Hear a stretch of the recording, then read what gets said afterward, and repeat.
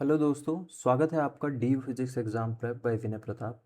आज की इस वीडियो में हम सॉल्व करेंगे क्वांटम मैकेनिक्स 2 का ट्यूटोरियल 3। सो क्वेश्चन नंबर 1 देखते हैं। क्वेश्चन नंबर 1 हमारे पास गिवन है addition of total angular momentum to angular momentum J1 and J2। We have to find determine all possible values of total angular momentum and then we have to find the m values for each value of j, and then we have to find the dimension of Hilbert space hj1 into hj2, and in last part we have to find the Clebsch-Gordon coefficients and all the total linear combination of these states. So this question is very important for the exam point of view. Generally इस type का question हमारे exam में पूछा जाता है quantum mechanics के paper में। And इससे रिलेटेड मैं आपको एक चीज़ बताना चाहूँगा कि हमारे पास जो ये टॉपिक था addition of angular momentum and this Clebsch Gordan coefficient, ये हमारे सेमेस्टर 1 में था, दैट इज़ क्वांटम मैकेनिक्स 1 के अंदर। तो हमारा एग्ज़ाम थोड़ा सा डिफ़िकल्ट आया था 2024 का, एंड उसके अंदर ये जो क्वेश्चन था क्लेब्स-गॉर्डन कोफिशिएंट निकालना, and I think same question था for J1 equals to 1 and J2 equals to 1/2। So this question became the deciding factor कि how many students are going to pass, क्योंकि overall paper काफ़ी tough था। सो जिन बच्चों को ये आता था उन्होंने कर दिया and they goat pass, and जिनको ये भी नहीं आता था क्लेब्स-गॉर्डन कोफिशिएंट निकालने, so they failed in quantum mechanics 1। So it is very important topic. अगर एग्ज़ाम में ये आ जाता है, थोड़ा सा लेंथी होता है लेकिन काफ़ी ईजी होता है, डुएबल होता है। अगर आप थोड़ा सा कंसंट्रेशन से करते हो then it is very easy. So we are going to do this question in very detail, ध्यान से स्टेप बाय स्टेप सॉल्व करेंगे। Okay, so now let's look at part A, determine all possible values of total angular momentum J. Now for a given value of J1 and J2, हमारे पास जो total angular momentum होता है J, उसकी value होती है हमारे पास J1 minus J2 to mod J1 plus J2। So in our case 1 minus 1/2, that is 1/2, and ये किस स्टेप में होता है? इन स्टेप्स ऑफ 1, मतलब दो वैल्यूज के बीच में यूनिट डिफरेंस होता है। So next value will be 1 plus 1/2, that is 3/2। So only these total j values are possible for J1 and J2. Okay, this is answer to part 1. Now let's look at part B. List all total allowed values of quantum number m for each j. Now for each value of j,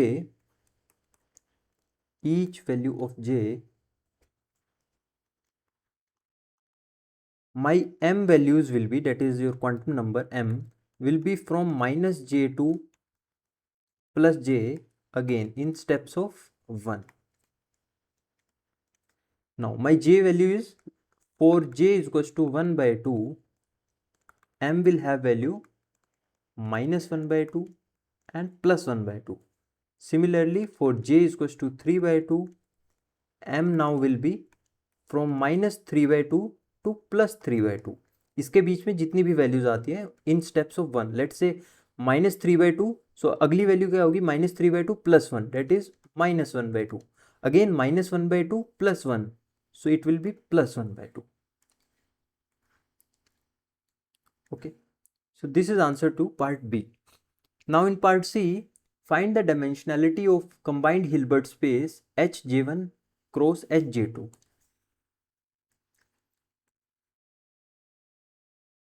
Now dimension of Hilbert space Hj1 is what? 2j plus 1. Okay, so for j is equals to J1, so J1 is, let's say J1 आपको ये लेना है, that is 1/2 and 3/2, या फिर आप J1 इस चीज को लेके कैलकुलेट कीजिए, that is J1 equals to 1 and J2 equals to 1/2, जो क्वेश्चन में आपको गिवन है। तो आपके पास कितना आएगा? For J1 it will become 2 into 1 plus 1, that is 3, and dimension of Hj2 will be 2 times J2 plus 1, that is 2 times 1/2 plus 1, so it will be 2. So the combined dimension of Hilbert space Hj1 cross Hj2 will be simply 2 times 3, इसकी dimension कितनी है हमारे पास 3, इसकी dimension है 2, so the combined dimension will be 6। Clear है?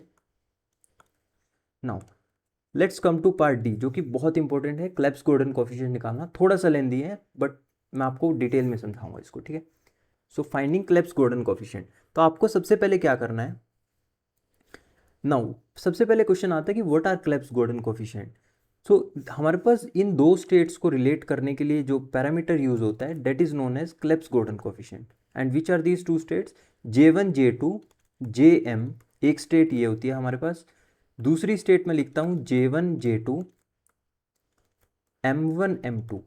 so the state which relate, or you can say the coefficients which relate these two states are known as Clebsch Gordon coefficient। ठीक है, ठीक है। तो फटाफट से हम क्या करते हैं, इनके अंदर जितनी भी पॉसिबल स्टेट्स हो सकती हैं हम उनको लिख देते हैं। जैसे J1 की वैल्यू मेरे पास है 1, J2 की value is 1/2 which is given in question. ठीक है, ये क्वेश्चन में गिवन है हमें J1 J2 की वैल्यू। अब J की वैल्यू मेरे पास कितनी आई थी, 2 वैल्यू आई थी, 1/2 एंड 3/2। सो पहले मैं क्या लिखता हूँ, for J equal to 3/2। M की वैल्यू कितनी पॉसिबल हो सकती है, -3/2। Next state will be 1/2 3/2।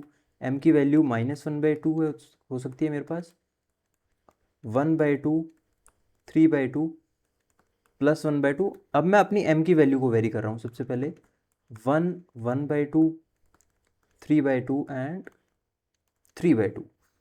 सो ये 4 केस किसके लिए थे, व्हेन माई J इज 3/2। अब दो स्टेट आएंगी when your J will be 1/2, so M will be -1/2 and last state will be 1/2 1/2 and it will also be 1/2। सो ये 6 स्टेट्स मेरे पास आती हैं। सो कोरस्पॉन्डिंग टू दीज 6 स्टेट्स मेरे पास, मैं इस साइड भी लिख सकता हूँ अपनी 6 स्टेट।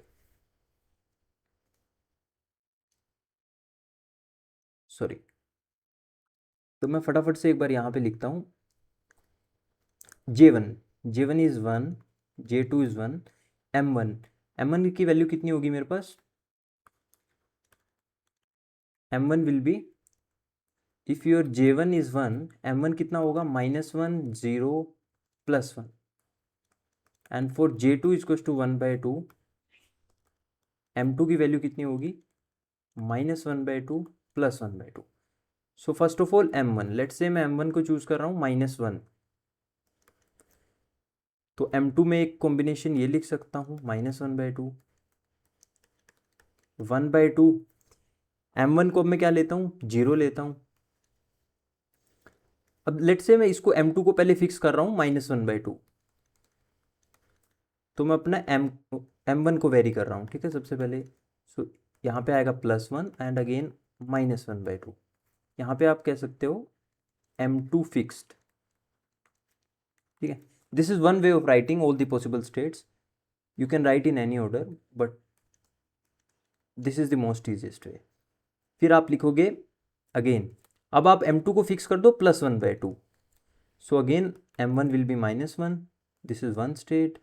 फिर आपके पास एक स्टेट आएगी 1/2 0 1/2 एंड लास्ट स्टेट आपके पास आएगी 1 1/2 0 नॉट 0 +1।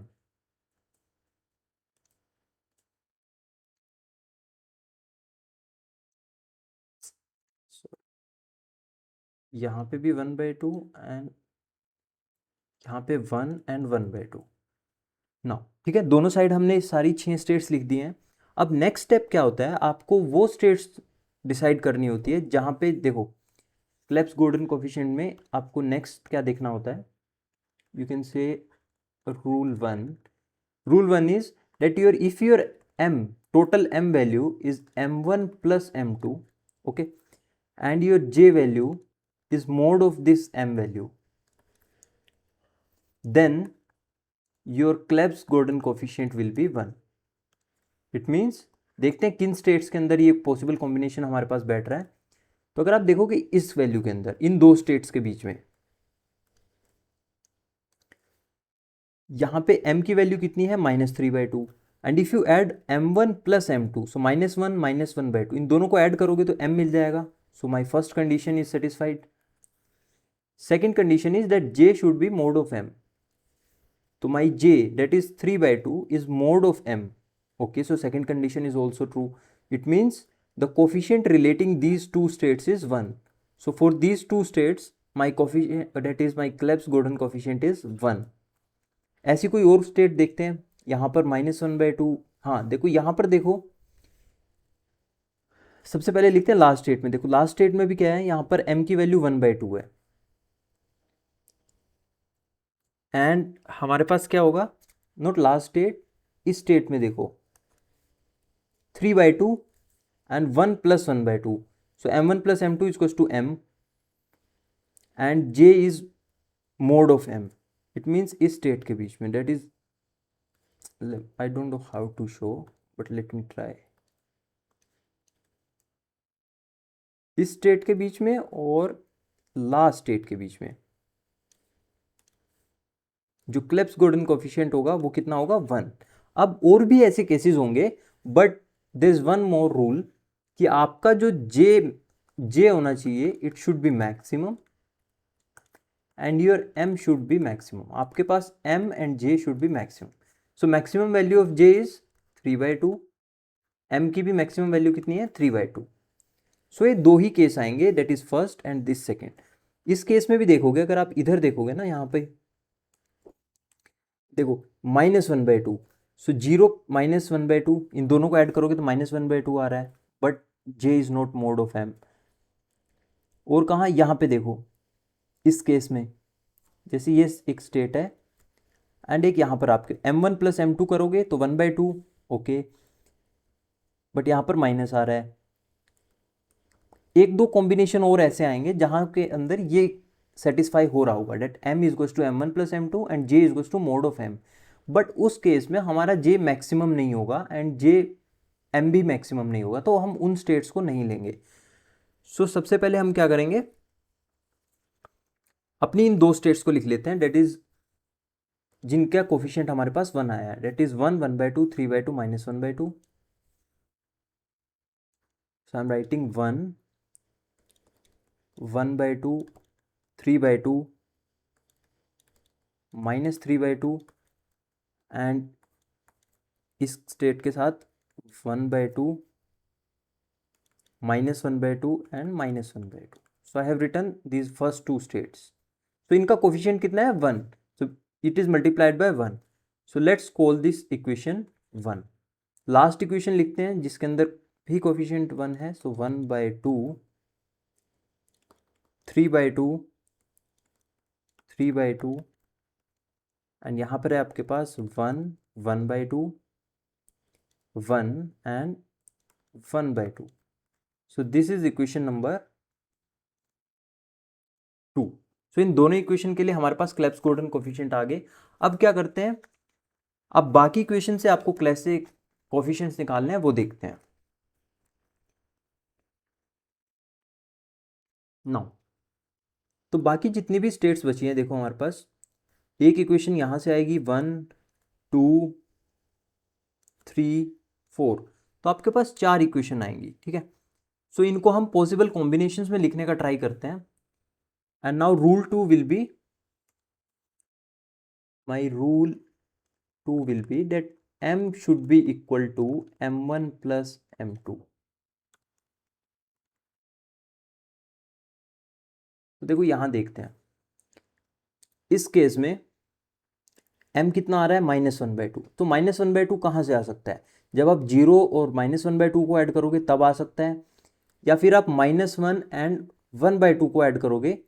सो इन दो स्टेट से मेरे पास क्या आ सकता है, यहां से और यहां से मेरे पास इसका एक कॉम्बिनेशन बना सकता हूं मैं. तो इस इक्वेशन को लिखता हूं मैं इन दोनों स्टेट्स की कॉम्बिनेशन के साथ, डेट इज 1 1/2 3/2 -1/2. पहली स्टेट थी 1 1/2 0 -1/2 प्लस 1 1/2 -1 1/2। तो लेट्स से इनका कुछ कॉम्बिनेशन है, let's say C1 + C2, where C1 and C2 are Clebsch Gordan coefficient. So let's call this equation number 3। Next equation आप कैसे बनाओगे, इस स्टेट को उठाओ, इसमें देखो m कितना है 1/2 है, तो 1/2 कहाँ से आ सकता है, जब आप 1 - 1/2 करोगे या फिर आप 0 + 1/2 करोगे। तो सिमिलरली मैं इस इक्वेशन को भी लिख देता हूँ, ठीक है। तो एक काम करते हैं, इक्वेशन 3 को नेक्स्ट पेज पे ही लिख लेते हैं।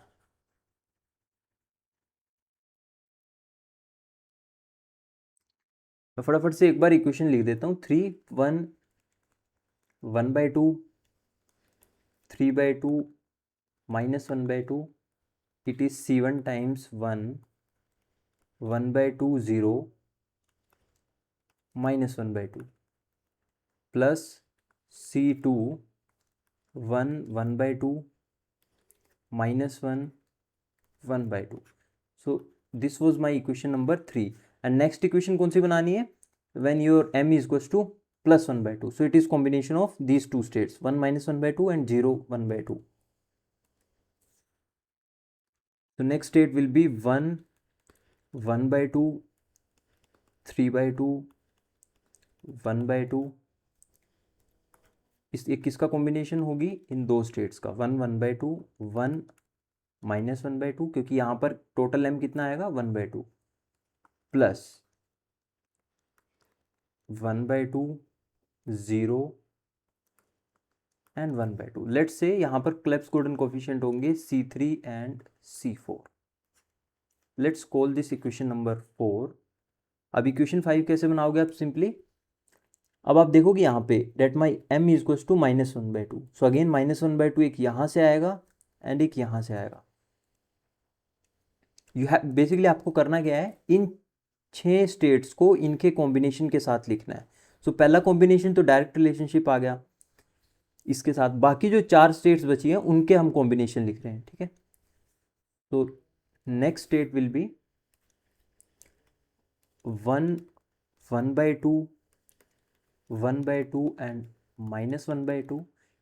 लेट्स से यहाँ पर क्लेब्स गॉर्डन कोफिशिएंट होंगे C5 1/2 0 -1/2 एंड इसके साथ कॉम्बिनेशन होगा C6 1 1/2 -1 1/2। This is equation number 5।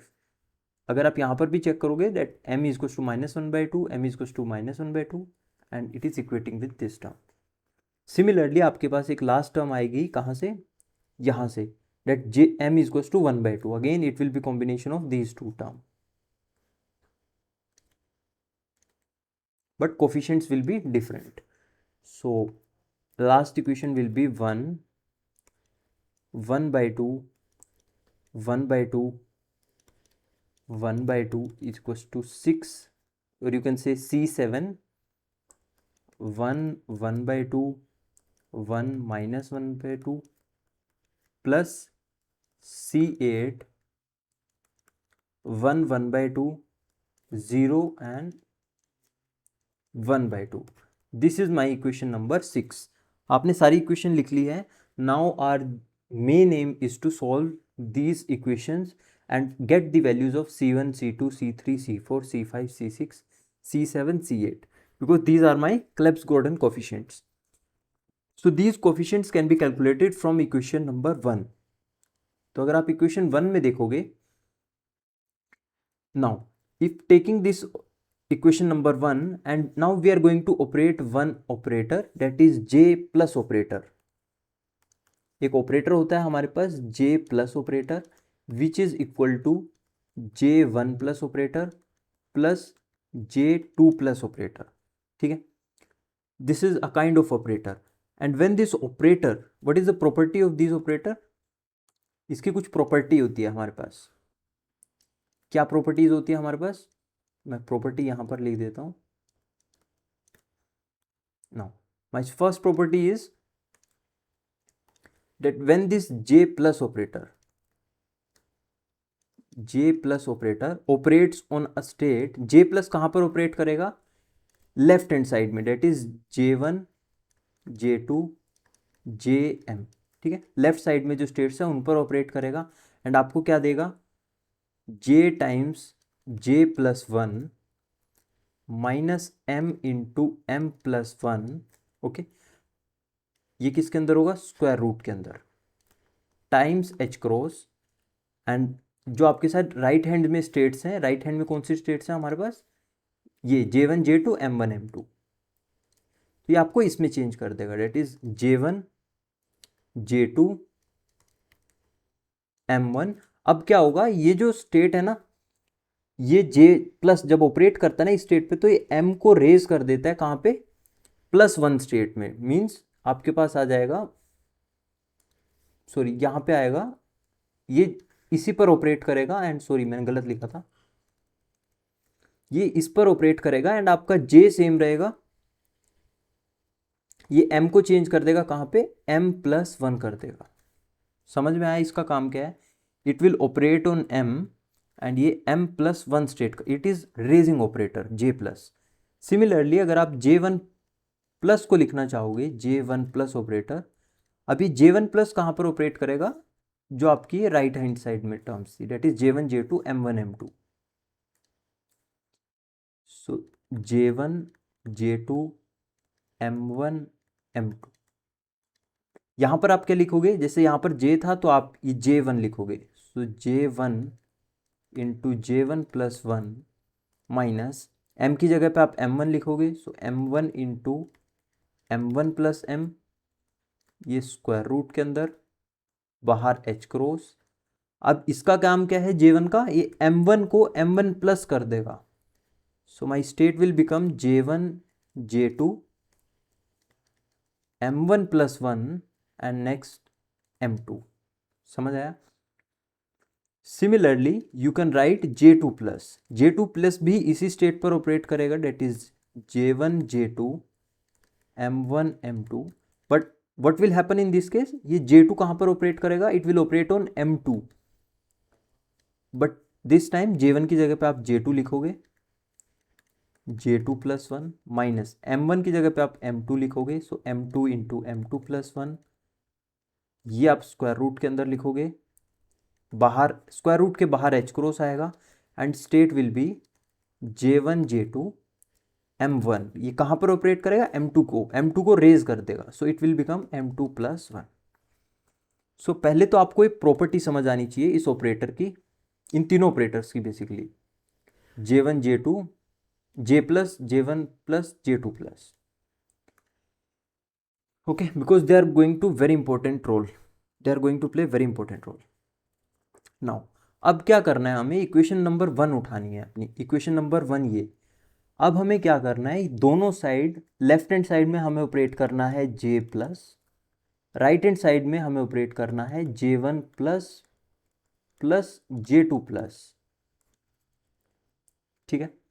फिर मैं क्या करूंगा, देखो राइट हैंड साइड में तो अब मैं फॉर्मूला यूज करूंगा अपना, ठीक है। ये किसकी वैल्यू है मेरे पास, J1 की, ये J2 की वैल्यू है, ये किसकी वैल्यू है मेरे पास, J की वैल्यू, और ये M की वैल्यू है। सो मैं यहां पर ये वाला फॉर्मूला यूज करूंगा, फॉर्मूला 1।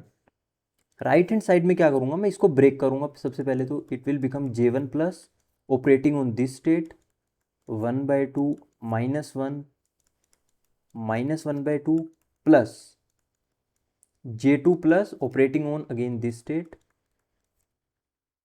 -1 -1/2। समझ आया, जस्ट मैंने जो ब्रैकेट है इसको ओपन किया है। अब यहां पर भी आप फॉर्मूला यूज करोगे एंड यहां पर भी आप फॉर्मूला यूज करोगे, तो आपके पास क्या आएगा, देखो मैं यहां पर लिखता हूं नेक्स्ट पेज पे, ऑपरेटिंग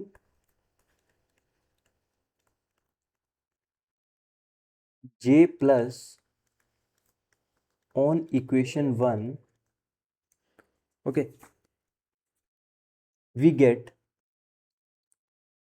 अब मैं डायरेक्ट फॉर्मूला अप्लाई कर रहा हूं, ठीक है, आप इसको अच्छे से करना।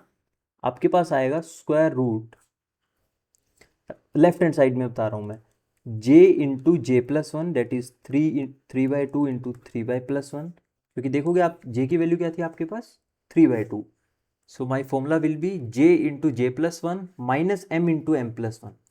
So minus m is minus 3 by 2. So minus of minus will become,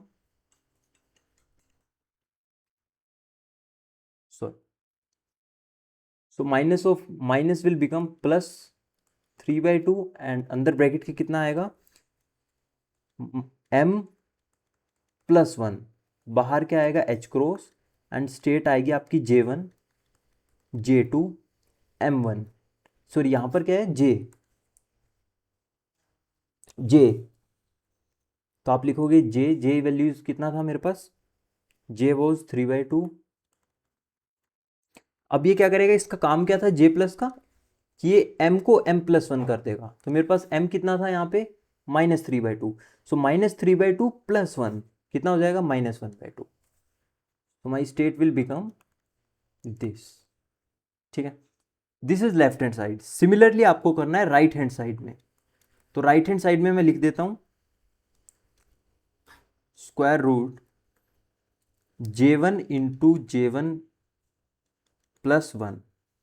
देखो जब j1 प्लस ऑपरेट करेगा तो क्या मिलेगा, j1 into j1 plus 1 minus m1 into m1 plus 1. तो यहां पर j1 कितना है, ये किसकी वैल्यू है हमारे पास, j1 j2 m1 m2. So j1 is 1, so 1 into 1 plus 1 minus m1 into m1 plus 1. So m1 is minus 1. So again minus of minus 1 will become plus 1. Science में कंफ्यूज मत हो जाना, जस्ट फॉर्मूला याद रखो and put the values. Just minus 1 plus 1 plus half minus half, यही है इस सब में. ठीक है, स्क्वायर रूट के बाहर आएगा आपके पास h cross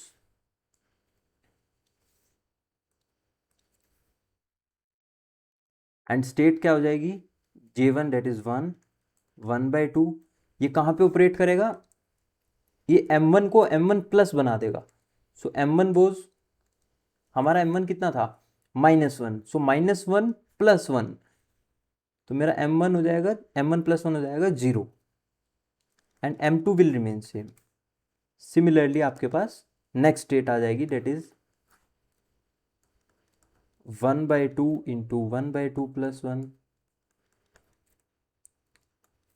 minus of minus m2 is minus 1 by 2, so it becomes plus 1 by 2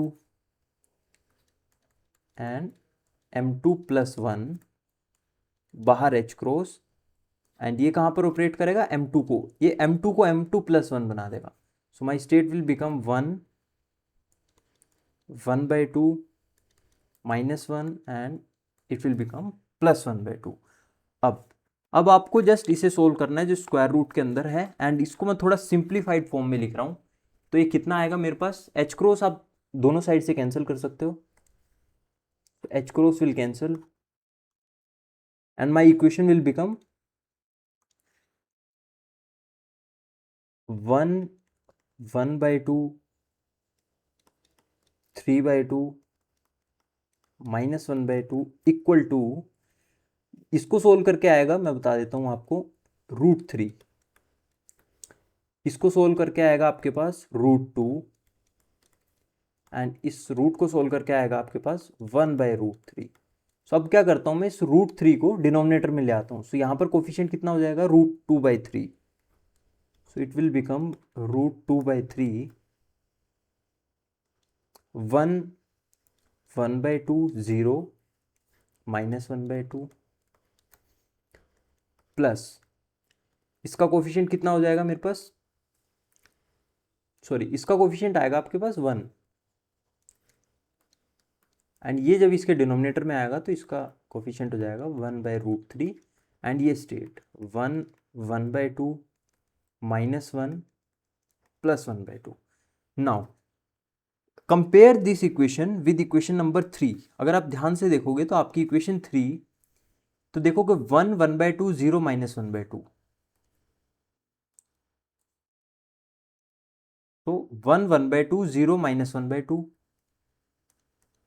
और कौन सी स्टेट है 1 by 2 minus 1 1 by 2. So 1 1 by 2 minus 1 by 2. So if you compare this equation with equation number 3, then you get the values of, आपके पास C1 and C2 की value आ गई इसको compare करके. So let me write, on comparing with equation 3,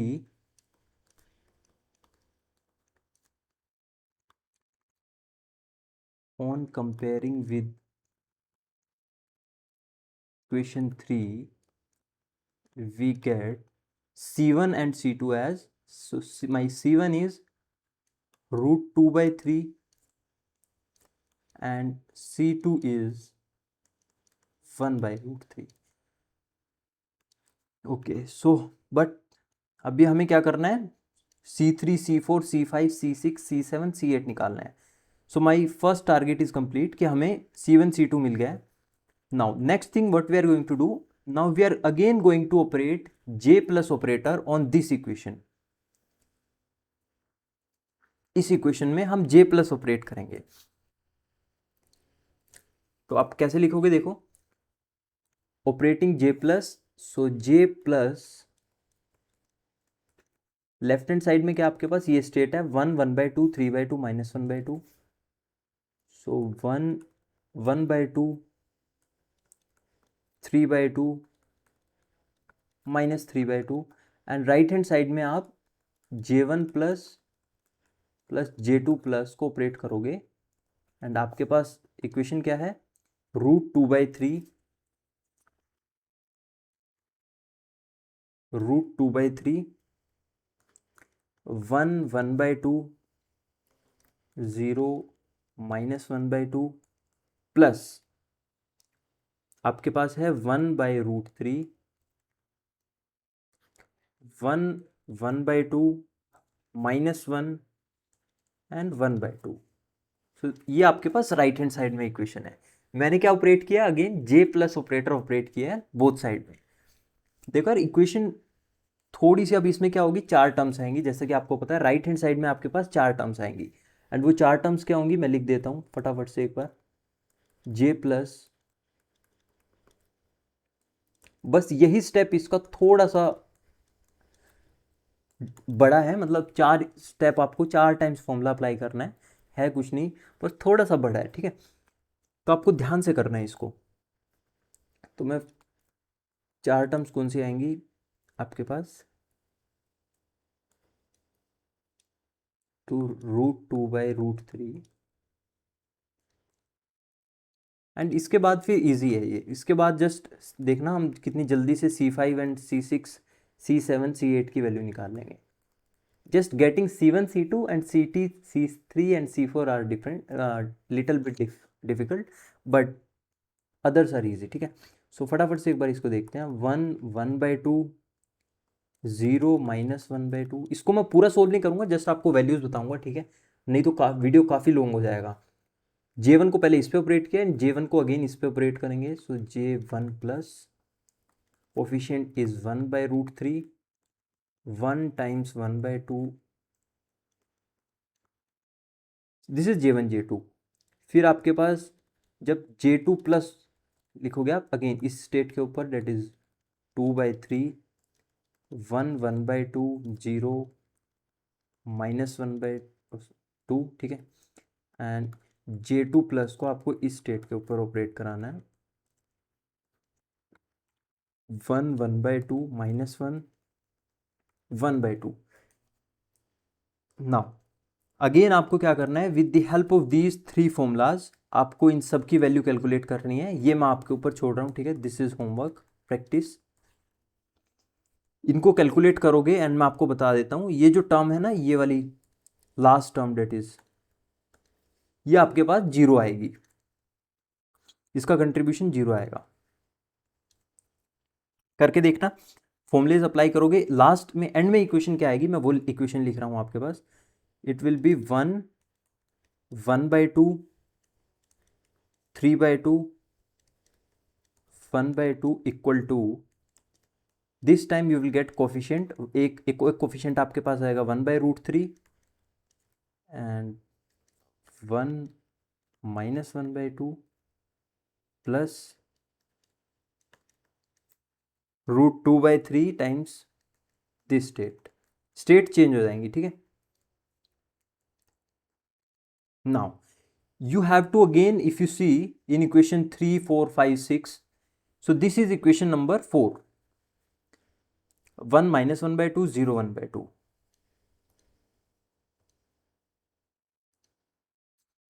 0 minus 1 minus 1 by 2 and 0 1 by 2. So on comparing this equation with equation number 4, on comparing with equation 4, अब मेरे पास किसकी value हो जाएगी, C3 and C4 की। सो C3 is equal to 1 by root 3 and C4 is equal to root 2 by 3.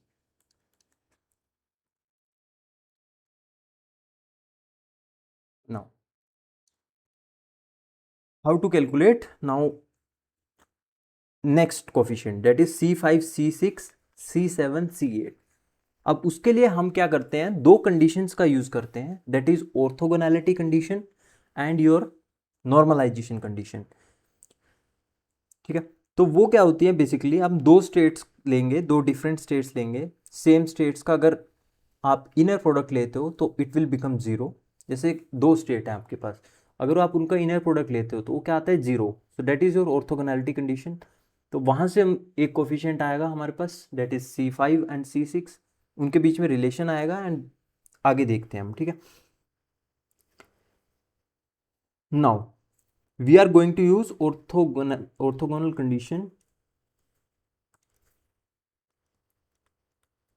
ठीक है। अगर आप इस इक्वेशन पे दोबारा से क्या करो, J प्लस ऑपरेट करो, नाउ यू विल फाइंड कि हमारे पास कोई नया कॉम्बिनेशन नहीं आता है।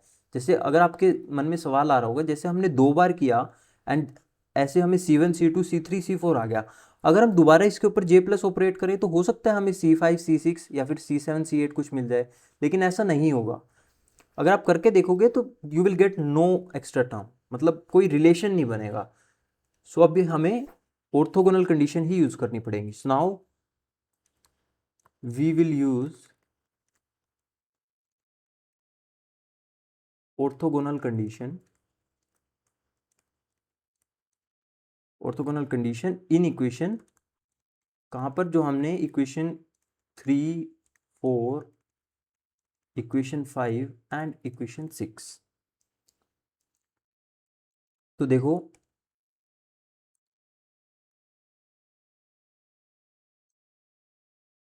आपके पास कुछ स्टेट्स का हम ऑर्थोगोनल कंडीशन लिखते हैं, जैसे कि यहां पर देखोगे आप इस स्टेट के अंदर, तो हम किन स्टेट्स का लिख सकते हैं, इस स्टेट का इसके साथ लिख सकते हैं एंड इसका इसके साथ लिख सकते हैं। तो कैसे लिखेंगे, देखो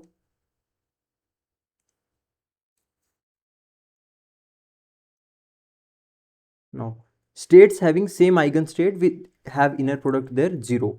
सो हम दो स्टेट का इनर प्रोडक्ट लिखते हैं, जैसे कि एक स्टेट में लिखता हूँ 1 1 by 2 3 by 2 -1 by 2 एंड इसका इनर प्रोडक्ट लिखता हूँ मैं 1 1 by 2 1 by 2 and -1 by 2। So it will be equal to 0। And similarly आपके पास जो मैंने दो टर्म यहाँ पर अभी एरो दिखाया ना, इन टर्म्स का मैं इनर प्रोडक्ट लिख रहा हूँ। ऐसा मैंने क्यों किया है, क्योंकि अगर आप राइट हैंड साइड में देखोगे, इस टर्म के लिए, इस स्टेट के लिए और इस स्टेट के लिए, तो राइट हैंड साइड में जो स्टेट है they are same.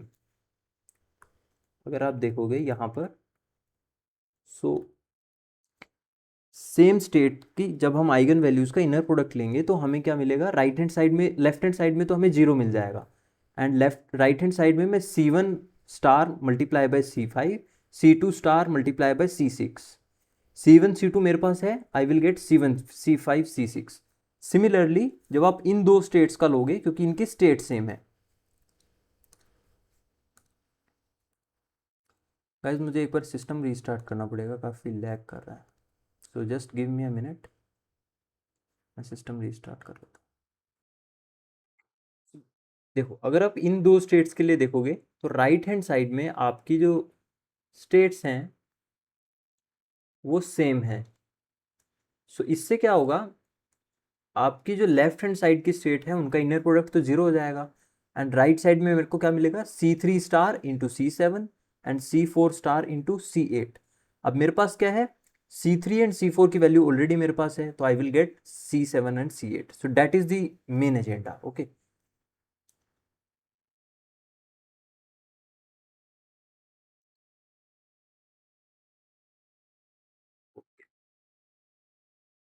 Still lag कर रहा है बट लेट्स सी। ठीक है, तो यहाँ पे आपके कौन सी टर्म्स लिखोगे आप, 1/2, 3/2, 1/2, एंड इसका इनर प्रोडक्ट लिखोगे विद स्टेट 1/2, 1/2 एंड 1/2। ठीक है, ये सब मैंने कहाँ से लिखा है, इक्वेशन 3, 4, 5, 6, 8 मैंने आपको समझा दिया वहां पर। तो यहां से मुझे क्या मिलेगा, that C1 star into C5 plus C2 star into C6 is equal to 0, and यहां से मुझे मिलेगा C3 star into C7 plus C4 star into C8 equal to 0। हमारे पास C1 की वैल्यू क्या थी, √2/3। सो उसका it's not, it's a real value, तो उसका स्टार भी क्या होगा, सिंपली √2/3। जस्ट यहाँ पे स्टार क्या डिनोट करता है, the complex conjugate, but since my C1 is real so it will remain same. So C2 star will also be same, 1/√3, C6 equal to 0, and यहां से आपके पास आएगा 1/√3 C7 plus √2/3 C8 equal to 0। Now अब हम क्या करते हैं, यहां से रिलेशनशिप लिखते हैं दो कोफिशिएंट्स के बीच में, डेट इज यहां से हम C5 देखो कितना आएगा, 1/√3 तो कैंसिल हो जाएगा डिनोमिनेटर से, सो C6 will be minus of √2 times C5। ठीक है, एंड यहां से क्या दिखेगा आपके पास, C8 कैलकुलेट करते हैं, अगेन √3 कैंसिल हो जाएगा, सो C8 विल बी सिंपली 1 और यू कैन से -1/√2 times C7। Now we have got C5 and C6 and C8 in terms of C5 and C7। Now equation 5 will become, देखो equation 5 देखते हैं हमारे पास कहाँ थी, इक्वेशन 5 C5 एंड C6 की value लिखते हैं यहाँ पे,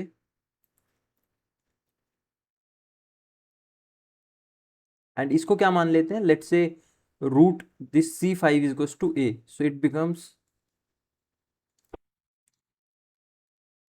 late C5 is equals to A, तो C6 कितना हो जाएगा मेरे पास, -√2 times A, and C7 is B, just assume कर रहे हैं एक कोई भी कांस्टेंट ले लेते हैं, C7 is B, so my C8 will be -1/√7 times B।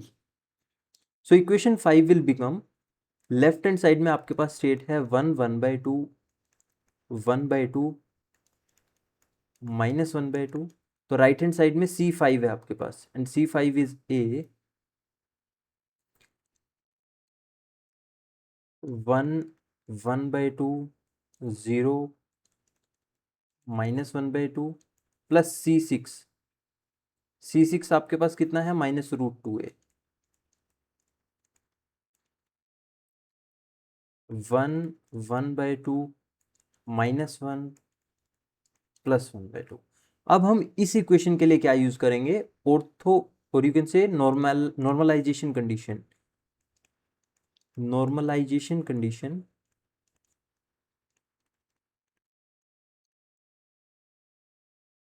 For this state. So जब आप नॉर्मलाइजेशन कंडीशन यूज करोगे तो it means your left hand side will be equal to 1, and right hand side में जब आप calculate करोगे,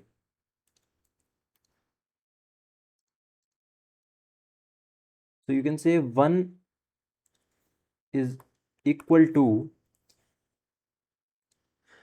जब इसका इनर प्रोडक्ट लोगे तो यहां से आएगा A² एंड यहां से आएगा √2, 2 टाइम्स ए स्क्वायर, तो ए स्क्वायर प्लस 2a²। सो यहाँ पे ए स्क्वायर कितना आएगा 1/3, और you can say A is equal to plus minus 1/√3, taking only the positive value. A is equal to, A हमने किसको एज्यूम किया था, C5 को। So C5 is equal to 1/√3, and अगर हमारे पास C5 1/√3 है तो C6 कितना होगा, -2/√3। तो इस इक्वेशन को सोल्व करके हमारे पास C5 आ गया, C6 आ गया। सिमिलरली हम क्या करेंगे, हम नॉर्मलाइजेशन कंडीशन यूज करेंगे इक्वेशन नंबर 6 के लिए। सो इन सी इक्वेशन 6 आप C7 और C8 की वैल्यू पुट करोगे, again you will use the normalization condition. तो वहां से आपके पास क्या आएगा, डायरेक्टली लिख रहा हूं यहाँ पे, ठीक है। जस्ट वहां पे ए की जगह पे क्या है, बी है। So normalization condition for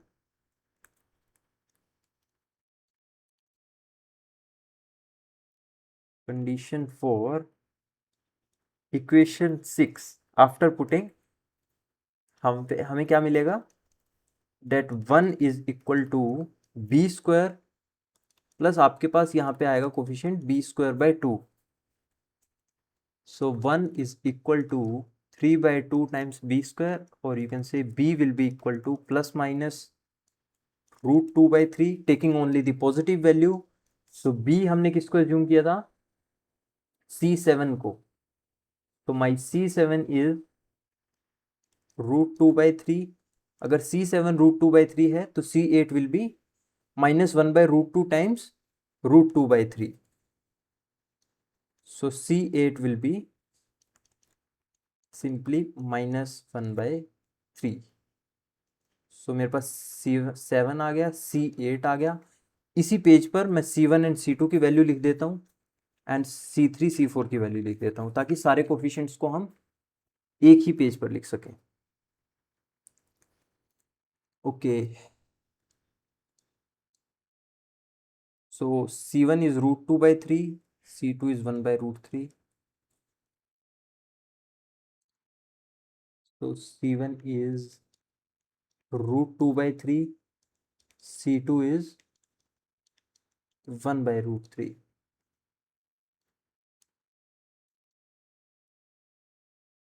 C3 C4 कितना था, 1/√3, √2/3। सो C3 था हमारे पास 1/√3 एंड C4 वॉज √2/3। अब आपको एक छोटा सा काम और करना है, हमारा ऑलमोस्ट काम एंड हो चुका है, ठीक है। एंड है, हमने सारे कोफिशिएंट्स की वैल्यू कैलकुलेट कर दी है।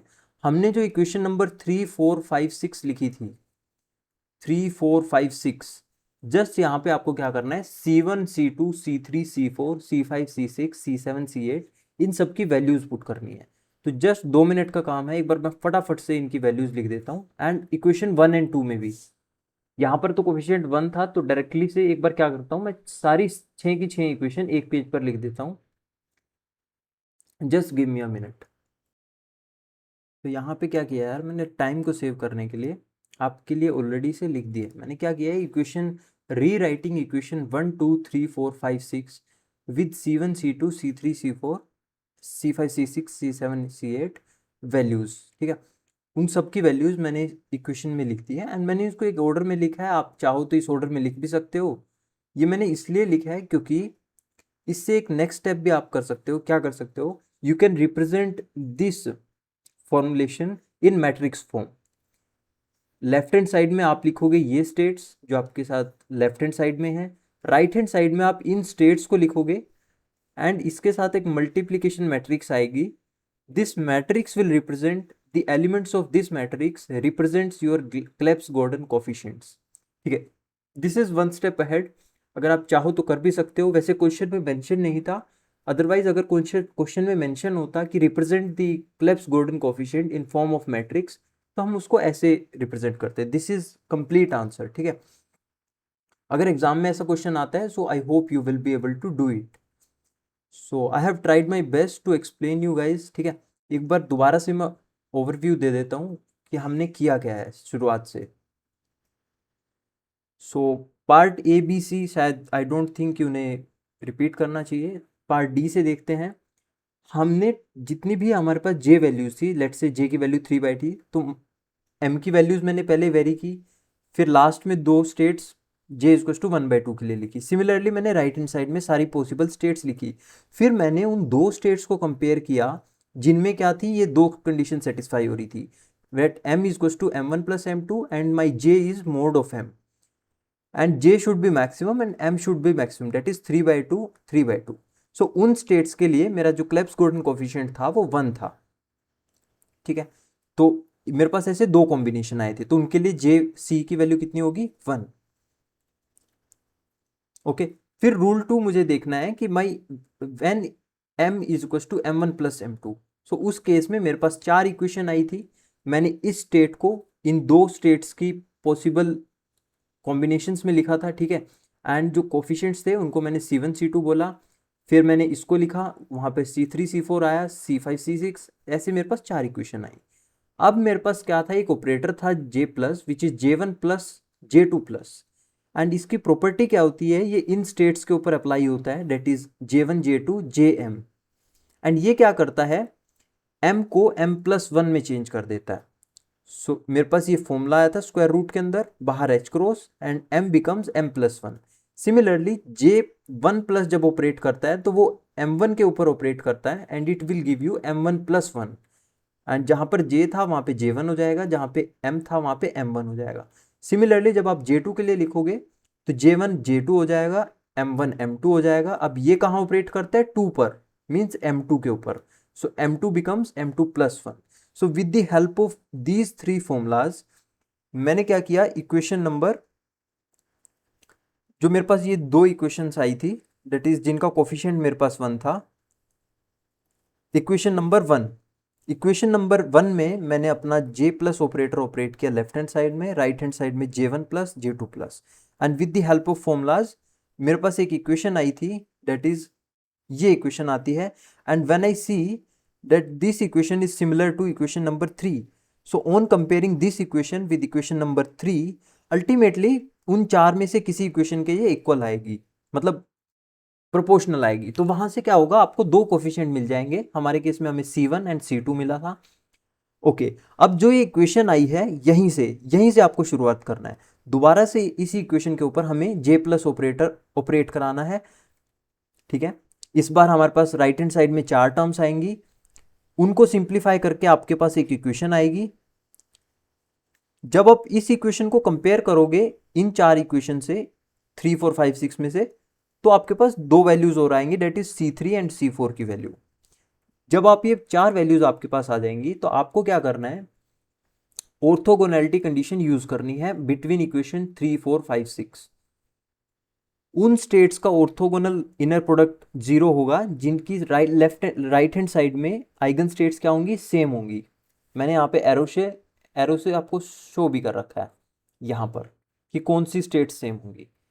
तो जब आपने इनर प्रोडक्ट को 0 किया तो आपके पास क्या हुआ, C6 और C5 में रिलेशन आया। सिमिलरली दूसरा जब इनर प्रोडक्ट 0 किया तो C8 एंड C7 में रिलेशन आया। हमने इनको A और B मान लिया फॉर द टाइम बिंग, तो मैंने C6 को लिखा -√2 टाइम्स A एंड ये। फिर मैंने क्या किया, अब मुझे यूज करनी है नॉर्मलाइजेशन कंडीशन।